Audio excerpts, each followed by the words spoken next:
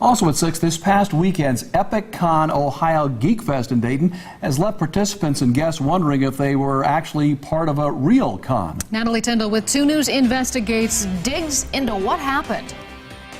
Well, the flyer for this Epic Con Fest in Dayton was a geek's dream. It promotes guest appearances from the stars of several horror films. But a lot of those stars decided not to come at the last minute. And the ones who did found out why. If the internet has anything to say about it, the Epic Con Geek Fest in Dayton was a flop. Attendees are demanding their money back, and the few stars who made appearances say they haven't been paid. Mark Patton is one of them. You might remember him as a star from The Nightmare on Elm Street 2. There's something inside of me.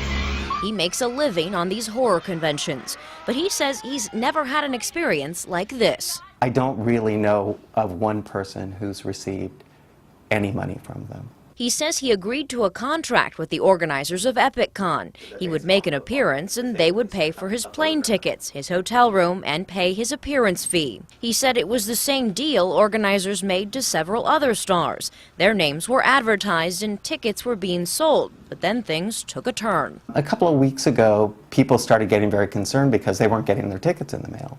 Patton was sent a plane ticket after threatening to sue, but says there was still no hotel room paid for him when he arrived. He said he fulfilled his end of the contract and appeared at the event, but Epic Con didn't honor theirs. We were not paid, but we were not even spoken to when we were there.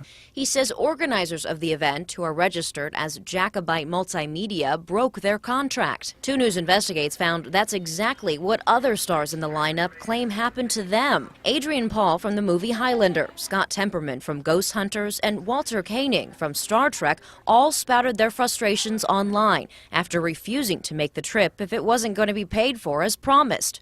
I had a friend say to me on the Facebook page, you know, sometimes people hide themselves in plain sight, and if you really think of the name Epic Con, that's what it turned out to be. It was an Epic Con.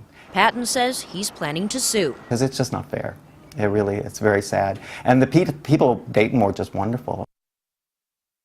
Now, I called the organizer of the event but have not heard back from them yet, but they do have a statement on their website addressing the concerns. It reads in part, quote, "I would like to send my apologies to everyone for the issues that arose. There will be refunds given to those who purchased special VIP tickets. Other refunds will be done on a case-by-case basis." But there's no mention of paying the actors who made appearances. Natalie Tyndall, 2 News investigates.